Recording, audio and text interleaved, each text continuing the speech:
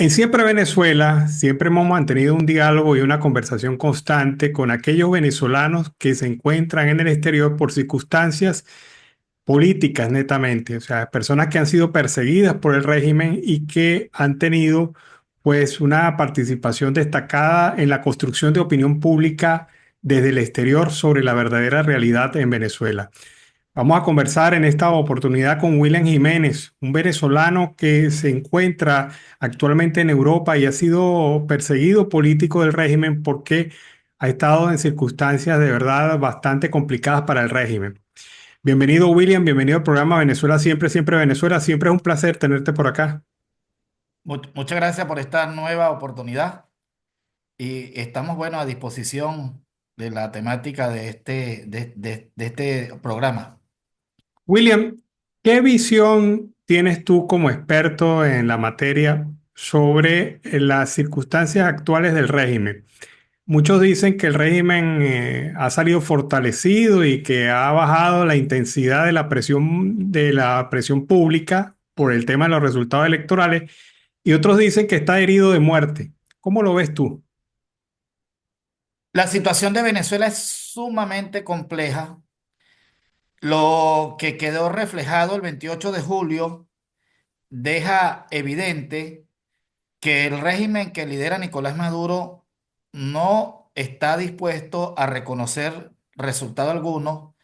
Es una lectura donde ya es determinante que estamos no solamente frente a una dictadura, sino un totalitarismo civil y militar que controla de manera absoluta todo el poder público nacional y que las vías políticas formales que son propias de una democracia o las otras que son parte de lo que es canales de diplomacia hasta el momento y hasta esa fecha determinan que Nicolás Maduro no está dispuesto bajo ninguna circunstancia a reconocer la soberanía que se expresó mediante el sufragio.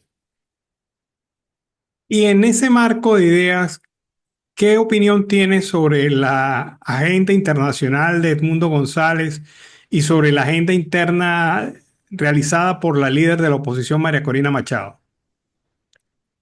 Creo que hay ciertos detalles que el ciudadano Edmundo González Urrutia, donde no hay dudas de que efectivamente obtuvo lo que es la legitimidad otorgada mediante el sufragio y que indiscutiblemente María Corina Machado sin duda alguna, se convirtió en el instrumento, en la energía que le elevó, que inyectó el entusiasmo en una población que estaba bastante desconfiada, o mejor dicho, no tenía el espíritu como lo veíamos en otros procesos de este tipo a nivel de elección presidencial, pero María Corina logró inyectar una energía muy particular, creando confianza, creando sueños, creando fe.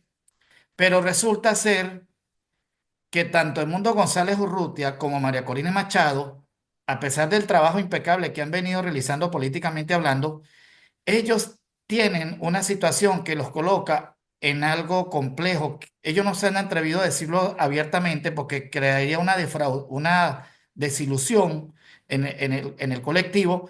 Es que tanto María Corina como el Mundo González Urrutia tienen sus familias secuestradas, vigiladas, en una situación de vigilancia constante. Yo creo que ese es el punto que incide, porque a veces nos llaman poderosamente la atención, especialmente cuando ha dado opiniones a los medios, a la prensa nacional e internacional, que Mundo González Urrutia siempre es muy reiterativo, afirmando que él es de los que apuesta por una transición ordenada y pacífica.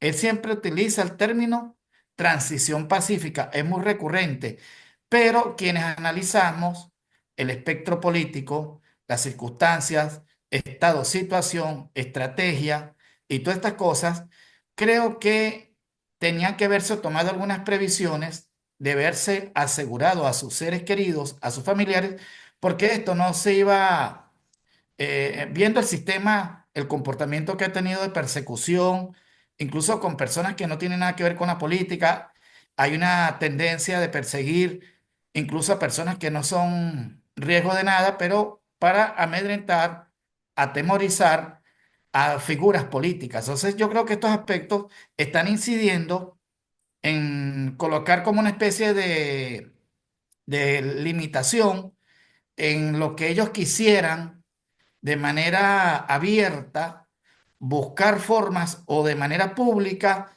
de hacer como lo pide la gente, porque la gente ya sabe que esto ya culminó una etapa, se cerró un capítulo, ahora estamos ante unos nuevos desafíos y esa forma de ellos manejar la cosa con cierta prudencia, por ejemplo, María Corina es muy cuidadosa de no afirmar salidas violentas o por vía de las armas. Eso se debe precisamente al riesgo y al temor que es natural que tienen ellos con respecto a sus seres queridos. De hecho, María Corina lo dijo, que su mamá estaba siendo vigilada. Entonces no vamos a encontrar en María Corina el liderazgo para dirigir una especie de rebelión popular. Ese es el punto. Ella lo hizo muy bien como figura política, excelente, extraordinario. Yo creo que si estuviésemos en países como Canadá, El Salvador, en Colombia incluso, o tal vez en Argentina, María Corina sería una figura primer ministro o un presidente de la República, pues. Pero en Venezuela estamos frente a una situación donde está secuestrado todo y donde no hay seguridad jurídica, que es un tema muy preocupante para la estabilidad de una nación. Hay un aspecto fundamental en ese análisis y es el tema de la participación internacional. Tenemos un nuevo gobierno, el gobierno de Trump en los Estados Unidos. Tenemos a una Europa que se ha manifestado cada vez con más contundencia en relación al tema de la democracia en Venezuela. ¿Crees que esto tenga algún rango de influencia en la situación actual del país? Lo que yo estoy observando no me da esperanza para lo que aspiramos todos los venezolanos en esa tan anhelada libertad que agotó la vida pacífica a través de los votos. ¿Por qué? Porque muchos creían o apostaban de que con la nueva oportunidad o en esta segunda vez, Donald Trump, que retoma la dirección del Estado norteamericano como jefe de la Casa Blanca, sabemos lo que representa Estados Unidos para el continente americano. Muchos creían esperar alguna respuesta o creer las posibilidades de buscarle alguna salida al asunto por otras vías no convencionales, pero resulta ser que Donald Trump ha venido transitando en una dirección más enfocada a dedicarse a levantar, a resolver y a poner orden en los asuntos de su país. O sea, por lo que Estados Unidos no tiene en su agenda, como muchos quisieran o aspiraran, de alguna solución a través de una especie de, llámese, intervención humanitaria. Entonces, él no está dispuesto incluso a instruir que hayan salidas de fuerza. De hecho, incluso en la campaña escuchamos reiteradamente que iba a hacer todo lo posible de ver cómo se llegaba a la solución del conflicto que está hoy latente entre Rusia y Ucrania. Entonces, ese es un punto ya que creo que debemos tener una visión clara de que quienes puedan aspirar en alguna resolución creyendo que pudiera haber alguna especie de intervención humanitaria o similar, pues yo creo que estamos muy lejanos en estos momentos y en este año 2025 a esa posibilidad.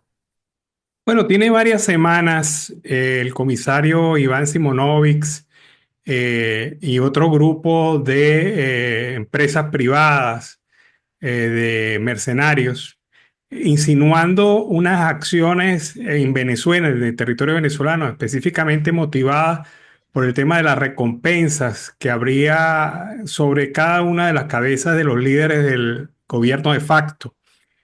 ¿Crees que esto pueda cuajar en algún momento, este tipo de acción, de acción en territorio, de acción militar, ya sea vía mercenario o vía algún tipo de intervención pacífica?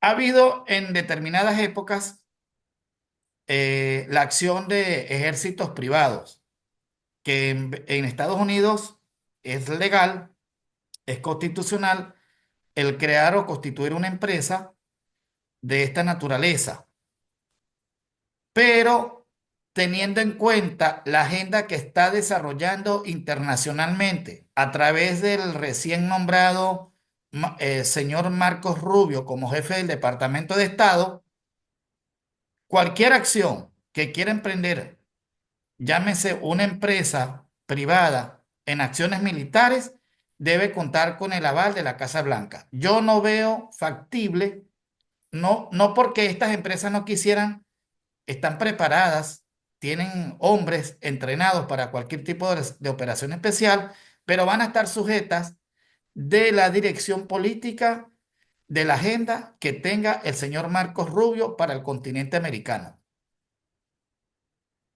¿Qué crees sobre este tema? Hay gente que dice que el gobierno de facto se sostiene por el apoyo directo o indirecto de China y de Rusia. ¿Crees que ese apoyo todavía se mantiene en la misma proporción de antes?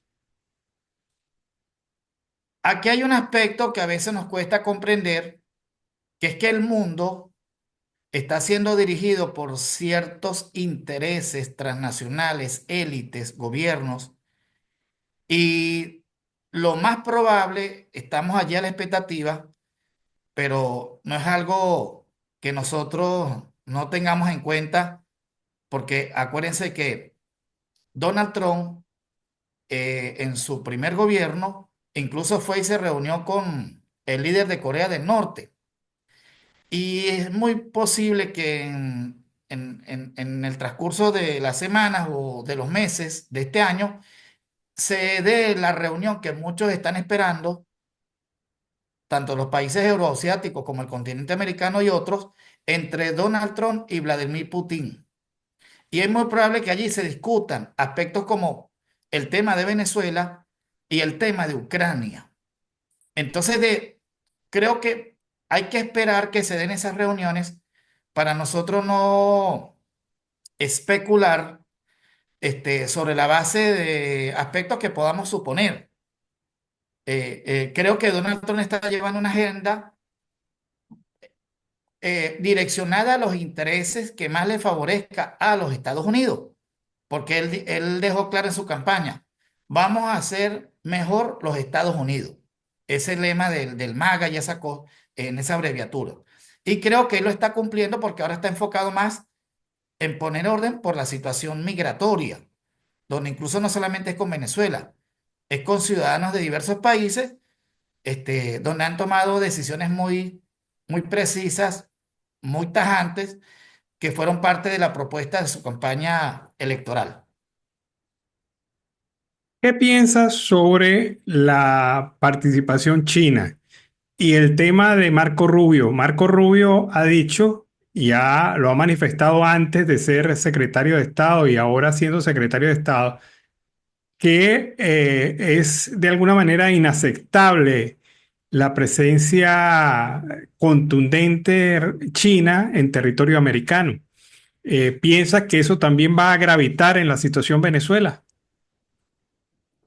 Mira, lo más probable es que viendo la forma en que se está desarrollando las líneas políticas desde la Casa Blanca, seguramente Donald Trump, en lo que estamos viendo, que ojo, e incluso el día de la juramentación y posteriores horas, él habló muy claro con respecto a la situación del canal de Panamá, que estaba siendo controlado por intereses chinos.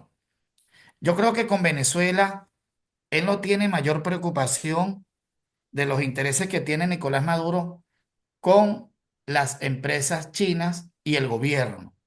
Creo que ese tema todavía él no lo ha dejado abierto, cuál va a ser la postura, porque incluso todavía se mantiene el- el- la actividad energética comercial con Chevron, que estaremos esperando el mes de abril si efectivamente va a continuar el contrato que por el momento se renueva de manera automática mensualmente. Entonces yo creo que con respecto a Venezuela y China, no hemos visto una determinación o una postura precisa del gobierno de Donald Trump y de Donald Trump en su agenda con respecto a ese país de Asia. Esta semana llega Edmundo González a Europa, una Europa que está de alguna manera tensionada por la situación migratoria y por otros problemas como el anuncio de Trump de imponer medidas arancelarias a sus exportaciones. Dentro de la agenda europea, eh, ¿puede de alguna manera Edmundo González y su gira hacer influencia? Lo que yo creo es que el mundo libre y estas sociedades o estos países que forman parte de la Unión Europea, hemos visto ya en el pasado y lo estamos viendo en el presente, incluso mucho antes de la gira de esta bitácora de viaje que inició desde Argentina, que pasó por varios países, Centroamérica, Estados Unidos, donde incluso me llamó la atención que Donald Trump no tuvo interés en reunirse con el Mundo González Urrutia, ese es un punto que hay que tener allí en cuenta, pero Europa ha estado solidario con los venezolanos y con el reconocimiento del Mundo González Urrutia, pero eso ha sido una solidaridad de micrófono. Ojalá lo que pudiéramos esperar de acá de la Unión Europea es que eso se traduzca en sanciones contra quienes están violando los derechos humanos en Venezuela. Ese es el punto. Pero todavía no tenemos una respuesta precisa, nueva, con las circunstancias que están en desarrollo. Incluso está un anuncio en Venezuela de un nuevo proceso electoral para las elecciones regionales y municipales. Dime una cosa, William. El tema de la Corte Penal Internacional, has estado vinculado a ese proceso de manera directa. ¿Cómo avanza? Sí, hoy se conoció la noticia de que se había caído esta acusación contra el fiscal Karim Khan y que bueno, el propio tribunal le daba luz verde a que continúa con su investigación sobre el tema Venezuela. La recusación se cayó. ¿Cómo ves eso? ¿Sí avanzaremos sobre esa materia? En un principio, vamos a decirlo así, como un año atrás, yo tenía alguna confianza o alguna expectativa positiva de algún tipo de pronunciamiento o resolución conforme a las competencias que tiene el fiscal de la Corte Penal Internacional, porque vimos que hubo mucha celeridad, incluso hasta emitir órdenes de arresto contra Vladimir Putin, presidente de la Federación Rusa, y contra el primer ministro de Israel, Benjamín Netanyahu. Pero aquí hay suficientes elementos y por demás en ese expediente grosso, increíble, de las atrocidades que se han cometido en Venezuela, donde hay más de 8.000 testimonios de víctimas. Y el problema que tenemos aquí con la Corte Penal Internacional es su regulación, su basamento legal que está establecido en el Estatuto de Roma, donde no hay unos lazos preclusivos. Simplemente es que cualquier resolución o cualquier decisión que se tome es de oficio. Entonces, hay cosas que llaman la atención allí, eh, que lo veo que esto está caminando como muy lento, pero hay algo que hay que tener en cuenta de manera muy responsable. Si mañana o hoy se tomara algún tipo de decisión parecida a la que ocurrió con el presidente de Rusia y el primer ministro de Israel, creo que no se va a diferenciar de ese tipo de reacción que pudiera tener Nicolás Maduro o los responsables que estuviesen siendo mencionados con algún tipo de instrucción en particular. Yo no tengo esperanzas de por el hecho que emitan algún tipo de decisión en contra del régimen o de sus actores o responsables en los crímenes de lesa humanidad, que esto vaya a tener algún efecto como queremos todos, porque mucha gente quisiéramos ver una acción de fuerza donde fuesen detenidos, fuesen traídos para que vinieran a responder por los crímenes y por toda esa investigación que dirige la Fiscalía. Entonces hay que ser muy responsable con esto para no crearle falsas expectativas a la opinión pública, porque mucha gente está creyendo y hay muchas figuras políticas, organizaciones que han hecho creer de que porque aquí emiten algún tipo de veredicto, algún tipo de decisión, eso llevó al fin del régimen y de la dictadura, de ese régimen totalitario que hoy prevalece en Venezuela. Bueno, William, muchísimas gracias por haber estado en el programa Siempre Venezuela. Hemos conversado con William Jiménez, perseguido político venezolano, actualmente en Europa, analista sobre esta materia, y nos ha dado su visión particular sobre el actual momento del país. Muchísimas gracias, William. Buenas gracias, muchas gracias y buenas noches y buenas tardes.